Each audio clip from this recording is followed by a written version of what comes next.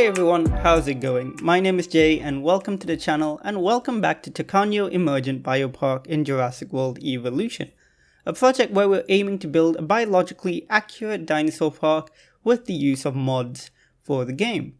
And before we get started, as always, just a quick note to say that modding is not officially supported by Frontier. If you want to mod your game, please do so at your own discretion. But like I've always said, modding is definitely something that is keeping the game very fresh and very fun to play with. So definitely something worth doing as long as you're careful about it. In today's episode, we're going to be adding in a pair of Concavenators, as well as another pair of Concavenators. Does that make any sense?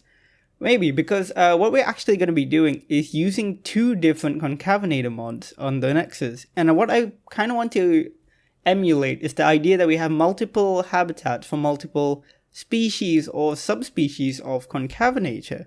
So the two mods we're going to be using, one of which is by Jagged Fang Designs and it's incredible, and the other one is by LA Studios, which I believe is the users Leviathan and let me just quickly double check who the second one is.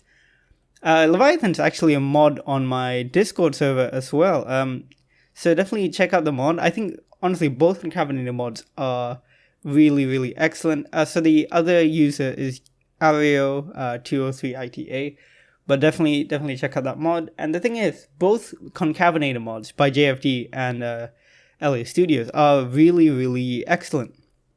Honestly, both are stunning models, so good, and definitely worth including. So what I decided to do is have two habitats layered, as you can see here, just behind where the Despledosaurus habitat is, and have them both be of, again, the different Concavenator species, so to speak. Of course, in real life, we only have the one species that we know of, which is Concavenator corcovadus. But in the game, I imagine, what if we had like a different species or subspecies even, and they're just slightly different phylogenetically, which is what we have here. And just to quickly note, like down there in the first habitat on the slightly lower one, you may have noticed I'm using some of the rocks from the scenery packs we installed last week to kind of create a cave. It works out pretty decently. I haven't seen the dinosaurs in it yet, but we'll check them out in the live play. Maybe they will go in there. Who knows? But I think they look pretty cool. Anyways, let's talk a little bit about Concavenator. It's a very popular dinosaur in the sense that it's gained a lot of popularity online and in media in the past few years, just because it's so interesting. It's a theropod, basal carcharodontosaurid, so, like, it is not necessarily an ancestor, but somewhere further down the line, like, as in earlier than Carcharodontosaurus, Giganotosaurus, that sort of thing. And it is so interesting as a creature because they have these really unique humps or sails on their back. Not unlike, like other dinosaurs with sails, but actually no, that's a weird statement to say. It is very unlike other dinosaurs with sails because all you have is this little bump closer towards the back of the body, which no one's really sure why they have this hump or crest. They say that, scientists think that there's a good chance they used it for visual displays, but no one's really sure. In these two models, the humps are really beautifully colored, so that's probably kind of the vibe we're going for here. It's probably used for visual display. And they look really good, I think. Again, both models are so excellent. This animal was found in Europe and Spain. So far, most of our animals have been European in this kind of region of the park, with the exception of the Despledosaurus. So maybe we can go down that path for similar dinosaurs nearby, but we'll see. One cool thing about the models we're going to be using is that both of them have sexually dimorphic skins. So the male and the females are different colors, different patterns, and I think that looks it just makes them look more natural as well. The only thing about using the two different ones is that they have some slight anatomy differences, which I would rather not be there, but of course that's just a very minor nitpick. For example, the LA Studios Concavenator I do love. I think it's beautiful and it's brilliant.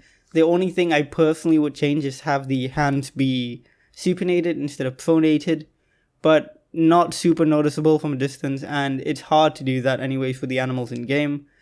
With the JFD ones, they do have supinated hands, but then you lose kind of some of the movement of the fingers and stuff. So yeah, it's a bit tricky.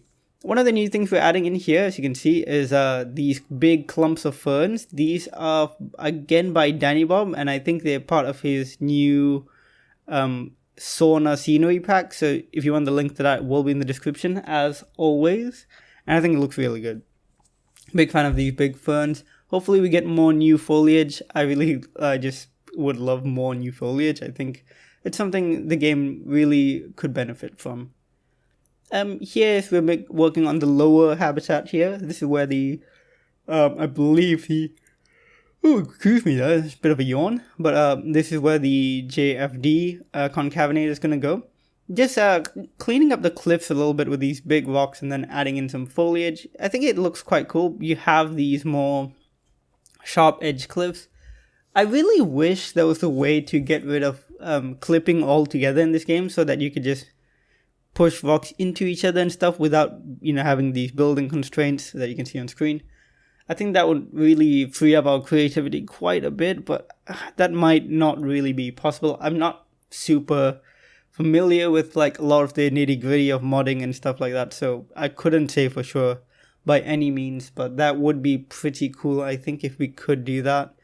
And I say we like I'm doing any modding at all. I am not familiar with it enough to actually attempt it. But, if modders discover how to do that, that would be pretty cool, because I think that's one of the benefits of games like Planet Zoo, Prehistoric Kingdom, etc., is that you don't have restrictions in terms of what can clip into another thing. Like, you can put pieces into each other and next to each other without really having any issues with that, and I think that's just so useful to have. It allows you to make custom fences, custom foliage, just within the game in and of itself, and it's so much... so great for your creativity, really. Here we're pretty much finishing up the lower area here for the concavenators, for the JFD concavenators, which are going to be in the bottom one. They're slightly lankier and skinnier than the LA Studios one, which is pretty cool. I like that distinction between them. So you can imagine one subspecies is more adapted to, say, be pursuit hunters, and the others are more like bears versus wolves, that sort of thing. So just an interesting thing. All very speculative, of course. And it doesn't necessarily completely fit with the biologically accurate vibe I was going for. But I think it works in the sense that it's still... Like, they still feel like animals. And they still feel like, it could work, essentially. The speculative nature is not too far off. So I'm happy enough with that. And I think it looks okay. Here, I had this issue with this fence not connecting for ages. And I was wondering what it was, and I kept trying to do it. I kept deleting things here and there. As you can see, the Despledosaurus have randomly gone up, and that's when I realized it was the invisible fence. It was too close to the path, and it wouldn't let me work on it, so I just flattened it out, replaced the fence, and then did another fence up here. Again, yawning, so I apologize for that. I just woke up, so I don't know why I'm so sleepy still. What we have up here is actually just a maintenance path. So what I'm going to add on the end is this pylon, just to make it look like there's there's a reason for people to go down here. And I thought it was cool to add like a little path like that where it would, primarily be for like staff members. Couldn't really add like a gate. That would have been cool, but I think it looks good nonetheless. Here I'm just working on a little bit of infrastructure, just adding in a toilet and a few like paths around here, but not anything too big yet. I'll probably add more shops and stuff around this area later on, but nothing right now. Just doing some path work, relatively simple stuff. I don't know if you'll see it in here, but I also add some benches and things like that. But yeah, that is pretty much it for the time-lapse portion of the video. I do hope you enjoyed it. We'll just hop into live play very quickly today. Not got the most amount of time, but we'll go in, have a look at the dinosaurs, and chat a little bit more about them right after we release them from the hatchery in the cinematic portion. So I'll catch you guys in the game.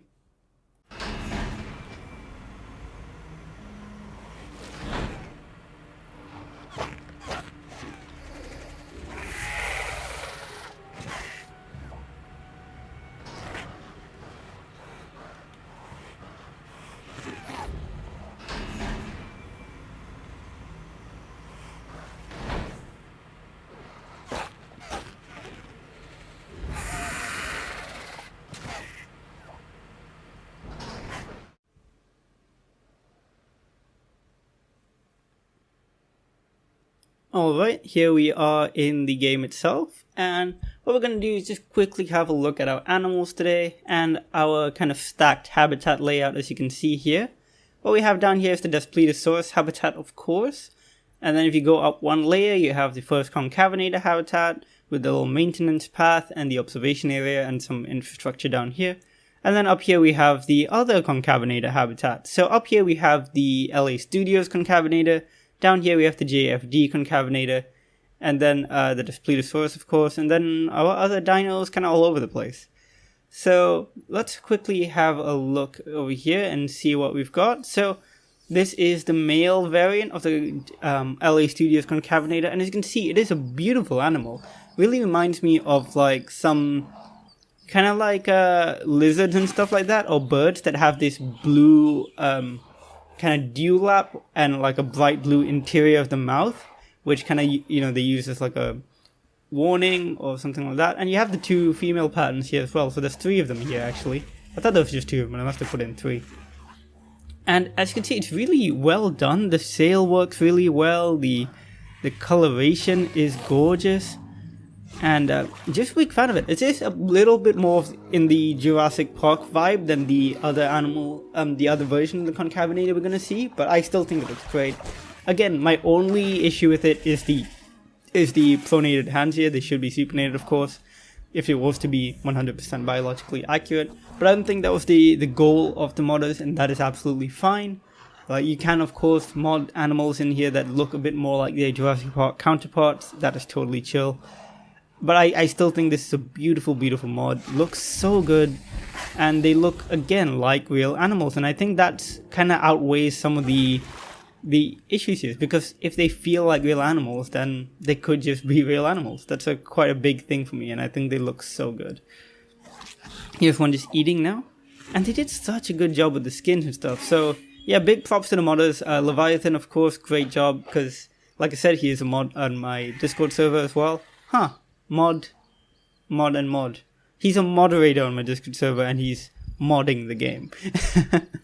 But yeah, I think they look really good. And if we go down here, we can also see the Jagged Fang Designs Concavenator, which is also incredibly beautiful.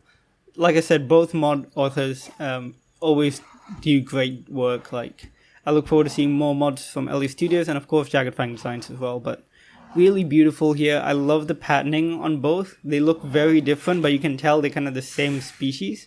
This version looks a lot more lanky than the other Concavenator.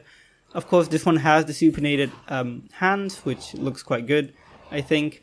I love the coloration. It also has those kind of like sparks of blue that go through the skin, but in a very different way than the other Concavenator.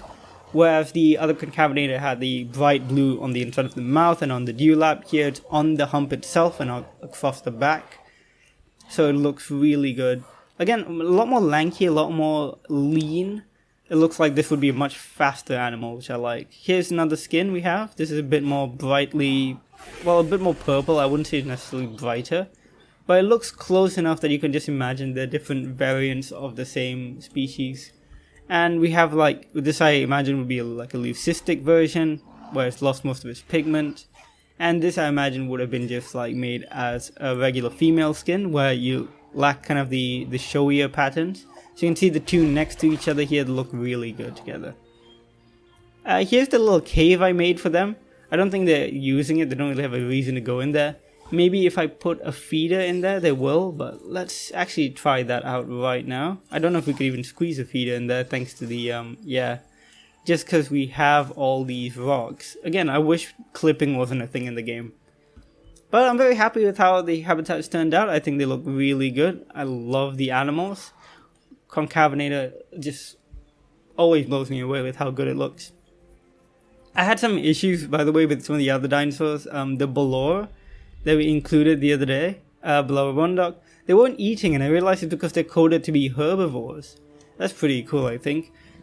It's really funny. Bolor means stocky or squat dragon in Romanian, which is so funny. My partner is Romanian, and he told me that, like, essentially it means squat dragon or like stocky dragon, which is just so funny to me.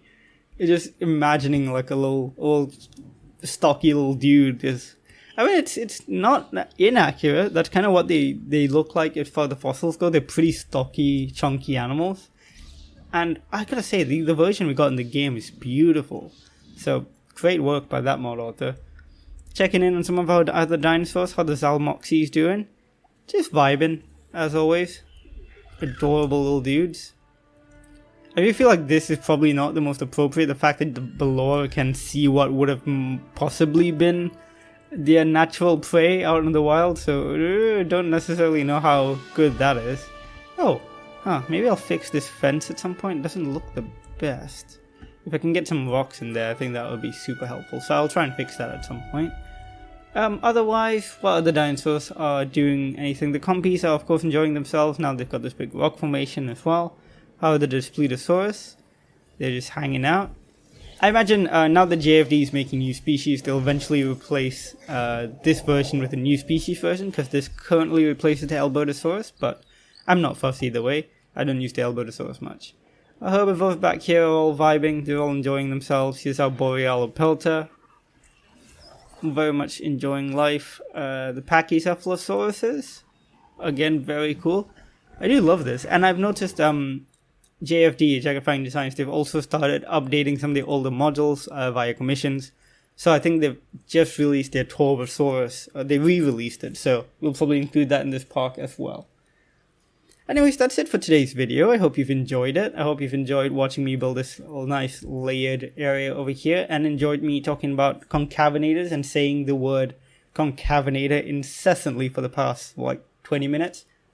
But that is it for today's video. I do hope you've enjoyed it. Leave a like down below if you did like today's video. Do subscribe for more Jurassic World Evolution and Planet Zoo content. I release Jurassic World Evolution videos at 5 PM UK time every Friday. Planet Zoo at 5 PM UK time every Wednesday. And I'm also doing Prehistoric Kingdom now, which is kind of released a bit more sporadically as and when I find the time. But maybe we'll get it on the schedule at some point. Anyways, that is all for me. Thanks so much for watching, and I'll see you all in the next video. Bye!